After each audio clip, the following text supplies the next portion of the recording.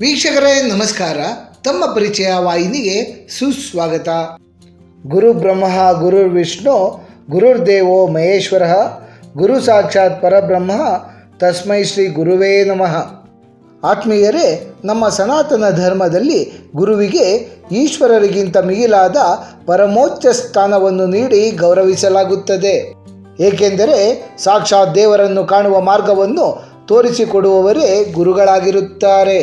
ಯಾವುದೇ ಒಬ್ಬ ಮನುಷ್ಯನನ್ನು ಅಜ್ಞಾನದ ಕತ್ತಲೆಯಿಂದ ಜ್ಞಾನದ ಬೆಳಕಿನೆಡೆಗೆ ಮುನ್ನಡೆಸುವಂತಹ ಒಂದು ಶಕ್ತಿ ಗುರುವಿಗೆ ಮಾತ್ರ ಇರುತ್ತದೆ. ಅಂತಹ ಮಹಾನ್ ಗುರುಗಳು, ಯೋಗಿಗಳು, ಸಂತರುಗಳು ನಡೆದಾಡಿದ, ತಪಸ್ಸನ್ನು ಮಾಡಿದ ಹಾಗೂ ಸಮಾಧಿ ಹೊಂದಿದ ಪುಣ್ಯ ಭೂಮಿಗಳನ್ನು ಗುರುಕ್ಷೇತ್ರಗಳು ಎಂದು ಕರೆಯಲಾಗುತ್ತದೆ.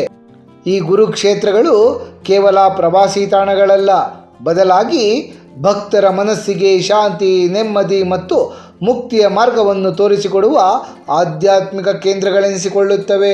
ಗುರುಪೌರ್ಣಿಮೆಯ ಈ ಸುಸಂದರ್ಭದಲ್ಲಿ ನಮ್ಮ ಈ ಪ್ರಸ್ತುತ ಸಂಚಿಕೆಯ ಮೂಲಕ ಭಾರತ ದೇಶದ 10 ಸುಪ್ರಸಿದ್ಧ ಗುರುಕ್ಷೇತ್ರಗಳ ಕುರಿತಾಗಿ ಮಾಹಿತಿಯನ್ನು ಬಿತ್ತರಿಸುವವರಿದ್ದೇವೆ. ನಮ್ಮ ಭಾರತದ 10 ಸುಪ್ರಸಿದ್ಧ ಗುರುಕ್ಷೇತ್ರಗಳು. ಮೊದಲನೆಯದಾಗಿ ಮಂತ್ರಾಲಯ, ನೆರೆಯ ಆಂಧ್ರ ಪ್ರದೇಶ ರಾಜ್ಯ. ಮಂತ್ರಾಲಯ ಕ್ಷೇತ್ರವು ಆಂಧ್ರ ಪ್ರದೇಶದ ಕರ್ನೂಲು ಜಿಲ್ಲೆಯಲ್ಲಿ ತುಂಗಭದ್ರಾ ನದಿಯ ತಟದ ಮೇಲಿರುವಂತಹ ಅತ್ಯಂತ ಪ್ರಸಿದ್ಧ ಪುಣ್ಯಕ್ಷೇತ್ರ.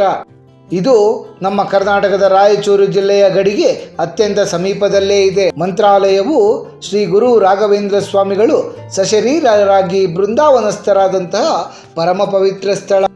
ಶ್ರೀ ರಾಘವೇಂದ್ರ ತೀರ್ಥರು ಕ್ರಿಸ್ತಶಕ 1671 ಶ್ರಾವಣ ಬಹುಳ ದ್ವಿತೀಯದಂದು ಸಶರೀರವಾಗಿ ಮಂತ್ರಾಲಯ ಕ್ಷೇತ್ರದಲ್ಲಿ ಮೂಲ ಬೃಂದಾವನಸ್ಥರಾದರು.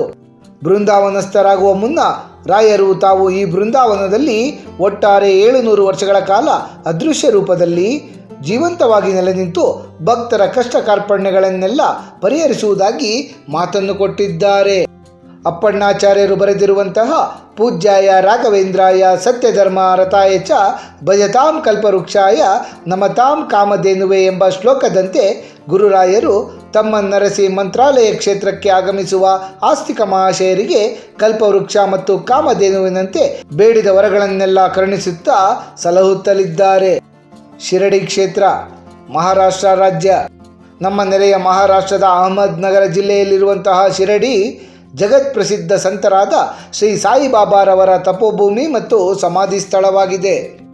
ಸಬ್ಕಾ ಮಾಲಿಕ್ ಏಕ್ ಹೇ, ಅಂದರೆ ಎಲ್ಲರಿಗೂ ದೇವನೊಬ್ಬನೇ ಎಂದು ಸಾರಿದಂತಹ ಮಹಾಯೋಗಿಗಳು ಶ್ರೀ ಸಾಯಿಬಾಬಾರು. ಸಾಯಿಬಾಬಾರವರು ತಮ್ಮ ಜೀವನದ ಬಹುಭಾಗವನ್ನು ಶಿರಡಿಯಲ್ಲಿಯೇ ಕಳೆದು 1918ರಲ್ಲಿ ಶಿರಡಿಯಲ್ಲಿಯೇ ಮಹಾ ಸಮಾಧಿ ಹೊಂದಿದರು. ಶಿರಡಿಯ ದ್ವಾರಕಾ ಮಾಯಿಯಲ್ಲಿ ಬಾಬಾ ಉರಿಸಿದ ಪವಿತ್ರಾಗ್ನಿಯಾದ ಧುನಿ ಇಂದಿಗೂ ಉರಿಯುತ್ತಲಿದೆ. ಅದರ ಭಸ್ಮವನ್ನು ಉದಿ ಎಂದು ಭಕ್ತಾದಿಗಳಿಗೆ ನೀಡಲಾಗುತ್ತದೆ. ಗಾಣಗಾಪುರ, ನಮ್ಮ ಕರ್ನಾಟಕ ರಾಜ್ಯ. ಕರ್ನಾಟಕದ ಕಲಬುರಗಿ ಜಿಲ್ಲೆಯ ಅಫ್ಜಲ್ಪುರ ತಾಲೂಕಿನಲ್ಲಿ ಗಾಣಗಾಪುರ ಕ್ಷೇತ್ರ ಸ್ಥಿತವಿದೆ. ಗಾಣಗಾಪುರವು ಗುರು ದತ್ತಾತ್ರೇಯರ 2ನೇ ಅವತಾರವಾದ ಶ್ರೀ ನರಸಿಂಹ ಸರಸ್ವತಿ ಸ್ವಾಮಿಗಳು ದೀರ್ಘಕಾಲ ನೆಲೆಸಿ ತಪಸ್ಸನ್ನು ಮಾಡಿದ ಪುಣ್ಯಕ್ಷೇತ್ರ. ಶ್ರೀ ನರಸಿಂಹ ಸರಸ್ವತಿ ಸ್ವಾಮಿಗಳು ಸುಮಾರು 24 ವರ್ಷಗಳ ದೀರ್ಘಕಾಲ ಇಲ್ಲಿ ನೆಲೆಸಿ ಅನೇಕ ಪವಾಡಗಳನ್ನು ಮಾಡಿದ್ದಾರೆ. ಶ್ರೀ ನರಸಿಂಹ ಸರಸ್ವತಿಗಳ ನಿರ್ಗುಣ ಪಾದುಕೆಗಳು ಗಾಣಗಾಪುರದಲ್ಲಿ ಇಂದಿಗೂ ಸಹ ಪೂಜಿಸಲ್ಪಡುತ್ತವೆ. ಮಾನಸಿಕ ರೋಗಗಳಿಗೆ ಒಳಪಟ್ಟವರು ಮತ್ತು ಗ್ರಹ ದೋಷಗಳಿಂದ ಬಳಲುತ್ತಿರುವವರು ಗಾಣಗಾಪುರಕ್ಕೆ ಆಗಮಿಸಿ ದೀರ್ಘಕಾಲ ಅನುಷ್ಠಾನವನ್ನು ಕೈಗೊಂಡು ಸಮಸ್ಯೆಗಳಿಗೆ ಪರಿಹಾರವನ್ನು ಕಂಡುಕೊಳ್ಳುತ್ತಾರೆ. ಗಾಣಗಾಪುರದಲ್ಲಿ ಭೀಮಾ ಮತ್ತು ಅಮರಜಾ ನದಿಗಳ ಪವಿತ್ರ ಸಂಗಮ ಸ್ಥಳವಿದೆ. ಇಲ್ಲಿನ ಸಂಗಮ ಸ್ನಾನ ಅತ್ಯಂತ ಪವಿತ್ರ ಎಂದು ಪರಿಗಣಿಸಲ್ಪಡುತ್ತದೆ. ವರದಹಳ್ಳಿ, ನಮ್ಮ ಕರ್ನಾಟಕ ರಾಜ್ಯ. ಮಲೆನಾಡಿನ ಹಚ್ಚ ಹಸಿರಿನ ಮಡಿಲಿನಲ್ಲಿರುವಂತಹ ಶಿವಮೊಗ್ಗ ಜಿಲ್ಲೆಯ ಸಾಗರ ತಾಲೂಕಿನ ವರದಹಳ್ಳಿ 20ನೇ ಶತಮಾನದ ಶ್ರೇಷ್ಠ ಸಂತರಾದ ಶ್ರೀ ಶ್ರೀಧರ ಸ್ವಾಮಿಗಳ ತಪೋಭೂಮಿ. ಶ್ರೀ ಶ್ರೀಧರ ಸ್ವಾಮಿಗಳು ತಮ್ಮ ಕೊನೆಯ ದಿನಗಳನ್ನು ವರದಹಳ್ಳಿಯಲ್ಲಿಯೇ ಕಳೆದು 1973ರಲ್ಲಿ ದಿವ್ಯ ಸಮಾಧಿಯನ್ನು ಹೊಂದಿದರು. ಶ್ರೀಧರ ಸ್ವಾಮಿಗಳು ವರದಹಳ್ಳಿಯಲ್ಲಿ ಸ್ಥಾಪಿಸಿದ ಶ್ರೀಧರಾಶ್ರಮ ಆಧ್ಯಾತ್ಮಿಕ ಸಾಧನೆಗೆ ಪರಮಯೋಗ್ಯ ಸ್ಥಳವೆನಿಸಿಕೊಳ್ಳುತ್ತದೆ. ಬೆಟ್ಟದ ಮೇಲಿರುವ ಶ್ರೀಧರ ಸ್ವಾಮಿಗಳ ಸಮಾಧಿ ಮಂದಿರ ಮತ್ತು ಸ್ವಾಮಿಗಳು ತಮ್ಮ ದಂಡದಿಂದ ಸೃಷ್ಟಿಸಿದಂತಹ ಶ್ರೀಧರ ತೀರ್ಥ ಎಂಬ ಪವಿತ್ರ ನೀರಿನ ಬುಗ್ಗೆ ವರದಹಳ್ಳಿಯ ಪ್ರಮುಖ ಆಕರ್ಷಣೆಗಳು. ಶ್ರೀಧರ ತೀರ್ಥದಲ್ಲಿ ಸ್ನಾನವನ್ನು ಕೈಗೊಂಡರೆ ಚರ್ಮ ರೋಗಗಳು ಮತ್ತು ಇತರೆ ವ್ಯಾಧಿಗಳು ಹಾಗೂ ಮಾಡಿದ ಪಾಪಗಳೆಲ್ಲ ನಿವಾರಣೆಯಾಗುತ್ತವೆ ಎಂಬುದೇ ಆಸ್ತಿಕ ಮಹಾಶಯರ ಅಚಲ ನಂಬಿಕೆ. ಕೈವಾರ ನಮ್ಮ ಕರ್ನಾಟಕ ರಾಜ್ಯ. ನಮ್ಮ ಕರ್ನಾಟಕದ ಚಿಕ್ಕಬಳ್ಳಾಪುರ ಜಿಲ್ಲೆಯ ಚಿಂತಾಮಣಿ ಬಳಿ ಇರುವ ಕೈವಾರವು 18ನೇ ಶತಮಾನದ ಮಹಾನ್ ಯೋಗಿ ಮತ್ತು ಸಂತರು ಹಾಗೂ ದಾರ್ಶನಿಕರಾದ ಶ್ರೀ ಯೋಗಿ ನಾರಾಯಣ ಯತೀಂದ್ರರ ತಪೋಭೂಮಿ ಮತ್ತು ಜೀವ ಸಮಾಧಿಯಾದಂತಹ ಸ್ಥಳವಾಗಿದೆ. ಇವರು ಕೈವಾರ ತಾತಯ್ಯ ಎಂದೇ ಜಗತ್ಪ್ರಸಿದ್ಧಿಯಾಗಿದ್ದಾರೆ. ದ್ವಾಪರ ಯುಗದಲ್ಲಿ ಏಕಚಕ್ರಪುರ ಎಂದು ಕರೆಸಿಕೊಳ್ಳುತ್ತಿದ್ದಂತಹ ಈ ಕೈವಾರದಲ್ಲಿ ಭೀಮಸೇನನು ಬಕಾಸುರನನ್ನು ಸಂಹರಿಸಿದ್ದನ್ನು ನಾವು ಪೌರಾಣಿಕ ಹಿನ್ನೆಲೆಯಿಂದ ನೆನಪು ಮಾಡಿಕೊಳ್ಳಬಹುದು. ಕೈವಾರ ತಾತಯ್ಯನವರು ಕೈವಾರದ ಗುಹೆಯಲ್ಲಿ 3 ದಶಕಗಳ ಕಾಲ ತಪಸ್ಸನ್ನು ಕೈಗೊಂಡು ಸಿದ್ಧಿಯನ್ನು ಪಡೆದುಕೊಂಡಿದ್ದರು. ಕೈವಾರದ ತಾತಯ್ಯನವರು ಕನ್ನಡ ಮತ್ತು ತೆಲುಗು ಭಾಷೆಯಲ್ಲಿ ಭವಿಷ್ಯದ ಬಗ್ಗೆ ಬರೆದಿರುವ ಕಾಲಜ್ಞಾನ ಗ್ರಂಥ ಬಹಳ ಪ್ರಸಿದ್ಧಿಯನ್ನು ಪಡೆದಿದೆ. ಕೈವಾರ ತಾತಯ್ಯನವರ ಪವಿತ್ರ ಸಮಾಧಿ ಇರುವಂತಹ ಮುಖ್ಯ ಮಂದಿರ ಹಾಗೂ ತಾತಯ್ಯನವರು ಪೂಜಿಸುತ್ತಿದ್ದಂತಹ ಅತ್ಯಂತ ಪುರಾತನವಾದ ಅಮರನಾರಾಯಣ ದೇಗುಲ ಹಾಗೂ ಬಕಾಸುರನನ್ನು ಕೊಂದ ನಂತರ ಭೀಮಸೇನನ್ನು ಸ್ಥಾಪಿಸಿದ ಭೀಮಲಿಂಗೇಶ್ವರ ದೇಗುಲಗಳು ಕೈವಾರ ಕ್ಷೇತ್ರದ ಪ್ರಮುಖ ಆಕರ್ಷಣೆಗಳಾಗಿವೆ. ನರಸೋಬಾವಾಡಿ ಕ್ಷೇತ್ರ ಮಹಾರಾಷ್ಟ್ರ ರಾಜ್ಯ. ನರಸೋಬಾವಾಡಿಯು ಮಹಾರಾಷ್ಟ್ರದ ಕೊಲ್ಲಾಪುರ ಜಿಲ್ಲೆಯ ಕೃಷ್ಣ ಮತ್ತು ಪಂಚಗಂಗಾ ನದಿಗಳ ಸಂಗಮ ಸ್ಥಳದಲ್ಲಿರುವಂತಹ ಪವಿತ್ರ ದತ್ತ ಕ್ಷೇತ್ರವಾಗಿದೆ. ಗುರು ದತ್ತಾತ್ರೇಯರ ಮರು ಅವತಾರ ಎಂದೇ ನಂಬಲಾಗುವ ಶ್ರೀ ನರಸಿಂಹ ಸರಸ್ವತಿ ಸ್ವಾಮಿಗಳು ಈ ಕ್ಷೇತ್ರದಲ್ಲಿ 12 ವರ್ಷಗಳ ಕಾಲ ಕಠಿಣ ತಪಸ್ಸನ್ನಾಚರಿಸಿದ್ದರು. ನರಸೋಬಾವಾಡಿಯಲ್ಲಿ ಶ್ರೀಗಳು ಭಕ್ತರಿಗಾಗಿ ಬಿಟ್ಟು ಹೋದಂತಹ ಪವಿತ್ರ ಗುರುಪಾದುಕೆಗಳನ್ನು ಪ್ರತಿನಿತ್ಯವೂ ಅತ್ಯಂತ ವೈಭವದಿಂದ ಪೂಜಿಸಲಾಗುತ್ತದೆ. ಇಲ್ಲಿನ ಕೃಷ್ಣ ಮತ್ತು ಪಂಚಗಂಗಾ ನದಿಗಳ ಸಂಗಮದಲ್ಲಿ ಸ್ನಾನವನ್ನು ಕೈಗೊಳ್ಳುವುದು ಅತ್ಯಂತ ಪವಿತ್ರ ಎಂದು ಆಸ್ತಿಕ ಮಹಾಶಯರು ನಂಬುತ್ತಾರೆ. ಅಕ್ಕಲಕೋಟೆ ಮಹಾರಾಷ್ಟ್ರ ರಾಜ್ಯ. ಮಹಾರಾಷ್ಟ್ರದ ಸೋಲಾಪುರ ಜಿಲ್ಲೆಯ ಅಕ್ಕಲಕೋಟೆಯು 19ನೇ ಶತಮಾನದ ಮಹಾನ್ ಸಂತರು ಮತ್ತು ದತ್ತ ಪರಂಪರೆಯ ಮತ್ತೊಬ್ಬ ಮಹಾನ್ ಅವತಾರ ಪುರುಷರಾದ ಶ್ರೀ ಸ್ವಾಮಿ ಸಮರ್ಥ ಮಹಾರಾಜರು ದೀರ್ಘಕಾಲ ನೆಲೆಸಿದ್ದಂತಹ ಜಾಗೃತ ಕ್ಷೇತ್ರವೆನಿಸಿಕೊಳ್ಳುತ್ತದೆ. ಸ್ವಾಮಿ ಸಮರ್ಥ ಮಹಾರಾಜರು ಇಲ್ಲಿನ ವಟವೃಕ್ಷದ ಕೆಳಗೆ ಕುಳಿತು ಭಕ್ತಾದಿಗಳಿಗಾಗಿ ಆಶೀರ್ವಾದವನ್ನು ನೀಡುತ್ತಿದ್ದರು. ಇಲ್ಲಿನ ವಟವೃಕ್ಷ ದೇವಸ್ಥಾನ ಮತ್ತು ಸ್ವಾಮಿ ಸಮರ್ಥ ಮಹಾರಾಜರ ಸಮಾಧಿ ಮಂದಿರಕ್ಕೆ ನಿರಂತರವಾಗಿ ಭಕ್ತಾದಿಗಳು ಭೇಟಿ ನೀಡುತ್ತಲಿರುತ್ತಾರೆ. ಕುರುವಾಪುರ ನಮ್ಮ ಕರ್ನಾಟಕ ರಾಜ್ಯ. ಕುರುವಾಪುರವು ರಾಯಚೂರು ಜಿಲ್ಲೆಯ ಕೃಷ್ಣಾ ನದಿಯ ಮಧ್ಯಭಾಗದಲ್ಲಿರುವ ಸುಂದರವಾದ ದ್ವೀಪ ಪ್ರದೇಶ. ಇದು ದತ್ತಾವತಾರಗಳಲ್ಲಿ ಪ್ರಥಮ ಮಾನವ ಅವತಾರವಾದ ಶ್ರೀ ಶ್ರೀಪಾದ ಶ್ರೀವಲ್ಲಭರ ತಪೋಭೂಮಿ ಎನಿಸಿಕೊಳ್ಳುತ್ತದೆ. ಶ್ರೀ ಶ್ರೀಪಾದ ಶ್ರೀವಲ್ಲಭರು ತಮ್ಮ ಜೀವನದ ಕೊನೆಯ ದಿನಗಳನ್ನು ಕುರುವಾಪುರದಲ್ಲಿಯೇ ಕಳೆದು ಇಲ್ಲಿ ಅನೇಕ ಪವಾಡಗಳನ್ನು ಮಾಡಿ ಕೊನೆಗೆ ಕೃಷ್ಣಾ ನದಿಯಲ್ಲಿ ಅಂತರ್ಧಾನರಾಗಿದ್ದಾರೆ. ಶ್ರೀ ಶ್ರೀಪಾದ ಶ್ರೀವಲ್ಲಭರ ಪವಿತ್ರ ಚರಣಗಳನ್ನು ಸ್ಪರ್ಶಿಸಿದಂತಹ ಪಾದುಕೆಗಳು ಕುರುವಾಪುರದಲ್ಲಿವೆ. ಕುರುವಾಪುರದಲ್ಲಿ ಅತ್ಯಂತ ಪ್ರಾಚೀನ ಆಲದ ಮರ ಮತ್ತು ಗುರು ದತ್ತಾತ್ರೇಯರಿಗೆ ಪ್ರಿಯವಾದ ಔದುಂಬರ ವೃಕ್ಷಗಳಿವೆ. ಇವು ಶ್ರೀಪಾದ ಶ್ರೀವಲ್ಲಭರ ಕಾಲದಿಂದಲೂ ಇವೆ ಎಂದು ನಂಬಲಾಗಿದ್ದು ಇವುಗಳ ಕೆಳಗೆ ಕುಳಿತು ಗುರುಚರಿತ್ರೆಯನ್ನು ಪಾರಾಯಣ ಮಾಡುವುದು ಅತ್ಯಂತ ಶ್ರೇಷ್ಠ ಎಂದು ಹೇಳಲಾಗುತ್ತದೆ.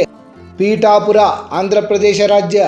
ನಮ್ಮ ನೆರೆಯ ಆಂಧ್ರ ಪ್ರದೇಶದ ಪೂರ್ವ ಗೋದಾವರಿ ಜಿಲ್ಲೆಯಲ್ಲಿರುವ ಪೀಠಾಪುರಂ ಶ್ರೀ ಗುರು ದತ್ತಾತ್ರೇಯರ ಮೊದಲ ಅವತಾರವಾದ ಶ್ರೀ ಶ್ರೀಪಾದ ಶ್ರೀವಲ್ಲಭರ ಜನ್ಮಸ್ಥಳವಾಗಿದೆ. ದತ್ತ ಪಂಥದ ಇತಿಹಾಸದಲ್ಲಿ ಈ ಕ್ಷೇತ್ರಕ್ಕೆ ಅತ್ಯುನ್ನತವಾದ ಸ್ಥಾನವಿದೆ. ಇಲ್ಲಿ ಶ್ರೀಪಾದ ಶ್ರೀವಲ್ಲಭರ ಭವ್ಯವಾದ ಮಹಾಸಂಸ್ಥಾನ ಹಾಗೂ ದೇಗುಲವಿದೆ. ಶ್ರೀ ಶ್ರೀಪಾದ ಶ್ರೀವಲ್ಲಭರು ಜನಿಸಿದ ಮನೆಯ ಜಾಗದಲ್ಲಿಯೇ ಇಂದಿಗೂ ಪಾದುಕೆಗಳ ಪೂಜೆಯನ್ನು ನಡೆಸಲಾಗುತ್ತದೆ. ಪೀಠಾಪುರಂ ಒಂದು ಸ್ವಯಂ ಸಿದ್ಧ ಪೀಠವಾಗಿದ್ದು ಇಲ್ಲಿ ಗುರುವಿನ ಸ್ಮರಣೆಯನ್ನು ಮಾಡುವುದರಿಂದ ಕೋಟ್ಯಾಂತರ ಜನ್ಮಗಳ ಪಾಪಗಳೆಲ್ಲ ನಾಶವಾಗುತ್ತವೆ ಎಂಬ ನಂಬಿಕೆ ಅನಾದಿ ಕಾಲದಿಂದಲೂ ಇದೆ. ಶೃಂಗೇರಿ ನಮ್ಮ ಕರ್ನಾಟಕ ರಾಜ್ಯ. ಹಿಂದೂ ಧರ್ಮವನ್ನು ಪುನರುತ್ಥಾನ ಮಾಡಿದಂತಹ ಆದಿಗುರು ಆದಿಶಂಕರಾಚಾರ್ಯರು ಸನಾತನ ಧರ್ಮದ ರಕ್ಷಣೆಗಾಗಿಯೇ ಭಾರತದ 4 ದಿಕ್ಕುಗಳಲ್ಲಿ ಸ್ಥಾಪನೆ ಮಾಡಿದ ಪೀಠಗಳಲ್ಲಿಯೇ ಕರ್ನಾಟಕದ ಚಿಕ್ಕಮಗಳೂರು ಜಿಲ್ಲೆಯ ಶೃಂಗೇರಿ ಮೊದಲನೆಯ ಪೀಠ. ಪವಿತ್ರ ತುಂಗಾ ನದಿಯ ತೀರದಲ್ಲಿರುವ ಈ ಕ್ಷೇತ್ರದಲ್ಲಿ ಶಾರದಾಂಬಾ ದೇವಿಯ ದಿವ್ಯ ಮಂದಿರ ಮತ್ತು ವಿದ್ಯಾಶಂಕರ ದೇಗುಲಗಳಿವೆ. ಶಂಕರಾಚಾರ್ಯರ ಗುರು ಪರಂಪರೆ ಇಂದಿಗೂ ಇಲ್ಲಿ ಅವಿಚ್ಛಿನ್ನವಾಗಿ ಮುಂದುವರೆದುಕೊಂಡು ಬಂದಿದೆ. ವಿದ್ಯಾರ್ಜನೆಗೆ ಮತ್ತು ಅಕ್ಷರಾಭ್ಯಾಸಕ್ಕೆ ಈ ಕ್ಷೇತ್ರ ಬಹಳ ಹೆಸರುವಾಸಿಯಾಗಿದೆ.